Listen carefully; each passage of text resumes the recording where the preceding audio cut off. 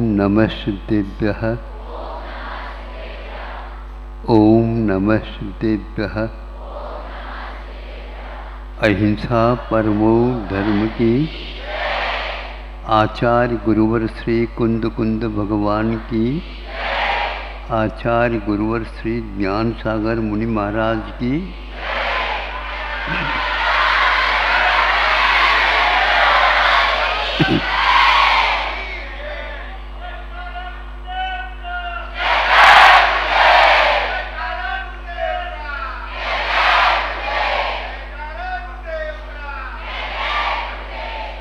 सभी लोग एक एक बार अपने बारी से जय जयकार बोल लिया,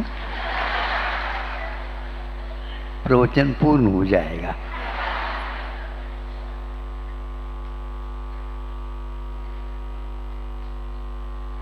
आप लोगों ने यह दृश्य देखा होगा,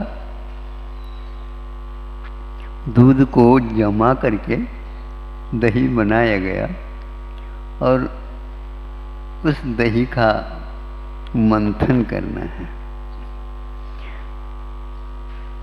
दही का मंथन करते हैं, चालू करते हैं। जिन्हें इसका अभ्यास है वे बीच बीच में उसको जो मथ रहा है उसको देखते रहते हैं।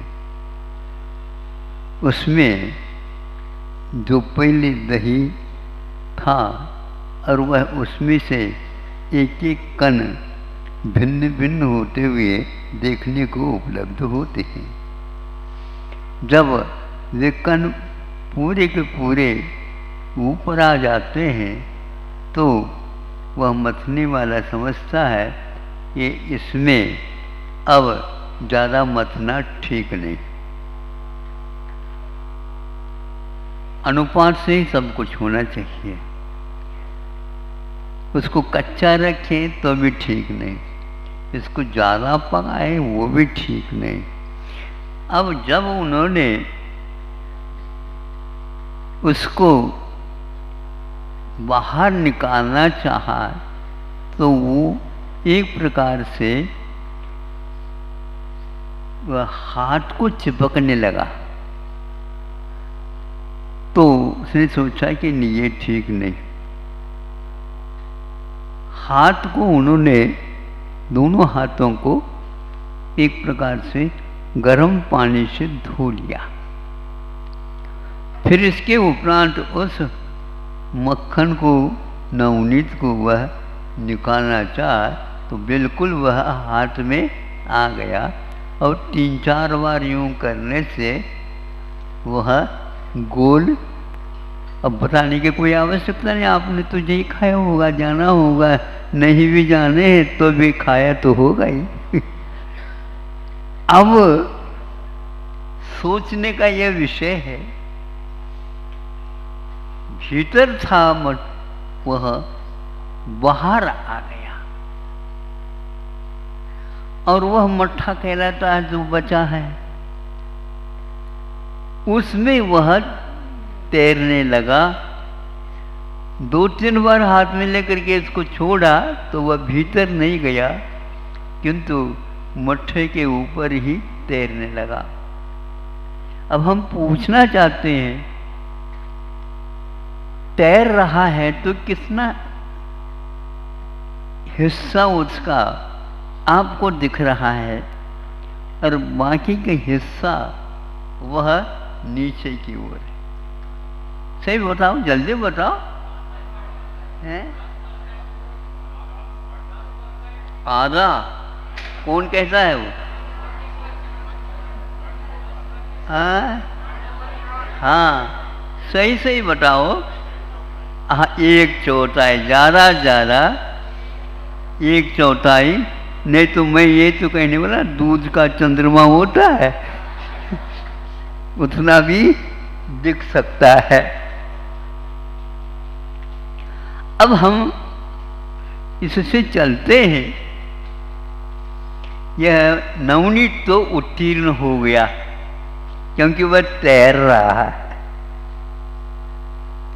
और वह दूध के चंद्रमा की भांति या तो चौथ की भांति वह दिखने लगा।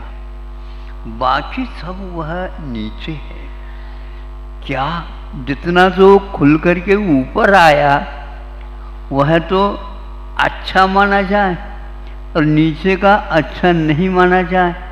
नवनीत में कोई अंतर नहीं है, किंतु तैरने के अपेक्षा से वह इतना हल्का हुआ है, उतना ही तो तैर रहा है।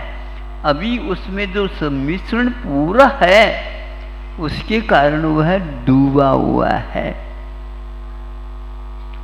अब इसके लिए है तो वो नवनीत, न ही दही है और न ही घी है, किंतु बिचला वह रूप है उसका। यह तो हुआ एक प्रकार से अरहंत परमेष्टि का स्वरूप। अरहंत भगवान तैर तो रहे हैं, लेकिन लोग शिखर तक जाकर के तैर नहीं रहे, बैठ नहीं रहे हो, किंतु बीच में ही तैरते हैं। बिल्कुल ठीक लग रहा है। चलते हैं वहाँ पर भी वो 4 अंगुल ऊपर चलते हैं, इतना ही हो गए हैं। बल्कि यूँ कहना चाहिए वो पैरेलल चले और हम भी उनके साथ साथ 4 अंगुल तो ऊपर है। सेंटीमीटर भी जब उठा नहीं रहे अपने आप को, कितने भारी हैं आप। इसीलिए 4 व्यक्तियों के द्वारा भी ये मोटे ताजे उठने वाले नहीं है। माला फेरते होंगे हम, भारी भरकम ही ठीक है। क्या ये दशा बताओ। आज सिद्ध परमेष्टि के साथ कुछ लोग अपने स्वभाव की तुलना करते हैं। इसको देख करके हमें ऐसा लगता है ये क्या कर रहे हैं। यह एक प्रकार से उनके समान अपने आप को मानना, शक्ति के पीछे से मान लो तो कोई बाधा नहीं, किंतु संवेदन की अपेक्षा से मानते हैं तो यह सिद्ध परमेष्टि का वर्णवाद माना जाएगा। और आत्म तत्व सिद्धांत से बिल्कुल बहिर्मुख हो गया है, ऐसा समझना चाहिए। भले ही बहुवत मनाए या हजारों व्यक्तियों को अपने से जोड़े, इससे कोई मतलब नहीं है। घी तो घी है और नवनीत तो नवनीत है और दूध तो दूध है, किंतु आप दूध को भी सुरक्षित रखते हो तो घी तक यात्रा होने में आपकी पूरी योग्यता आपके पास है। लेकिन दूध को संभल करके उसकी कितनी मर्यादा है ये भी देखना है। फिर बाद में आप उसको जमा भी नहीं सकते, जमाने की भी बातें कर लो, वह जम नहीं सकता। इसलिए आपका सम्यक दर्शन जो होने वाला होनहार है वह त्रियंच अवस्था में जाओ। फिर यदि मान लो एक इंद्रिय भी कम हो जाती है, आप फटा हुआ दूध के समान सम्यक दर्शन के लिए अयोग्य हो जाएंगे। योग्यता का यह अवसर प्राप्त है, इसलिए आपका समय भी हो गया है। और बूढ़ी तो नहीं हुई लेकिन थक तो गई है। और आप भी सोचते होंगे हमारा भी पूजन वगैरह सब हो गए हैं, हम अपना अपने काम में लगेंगे, कोई बाधा नहीं। लेकिन दूध को कम से कम मेहरबानी होगी आपकी स्वयं के ऊपर, उसको बचाए रखिए। किंतु उसको ढक करके भी रखोगे, उसकी सीमा के बाहर होते ही वह फट ही जाएगा। इसलिए फाड़ो नहीं, बहुत कुछ पुरुषार्थ करके पुण्य करके नर बड़ी यत्न से नर्तन पाएं, दौलत राम जी कहते हैं छेड़ारा में बहुत कर्म योग से, बड़ी यत्न से नहीं, ये कर्मों की कृपा आप लोगों के ऊपर हुई है, कर्म योग से नर्तन लहे। दूसरी की ओर मत देखो। इस पर्याय का मूल्य क्या है, इसको आंक करके, श्रद्धान करके, और हमें अपनी यात्रा उस शुद्धत्व की ओर करना है जो अभी अशुद्धत्व हमारे पास विद्यमान है। उसको समाप्त करते करते धीरे धीरे यह अपनाओगे, मनुष्य जीवन में ही ये यात्रा पूर्ण हो सकती है।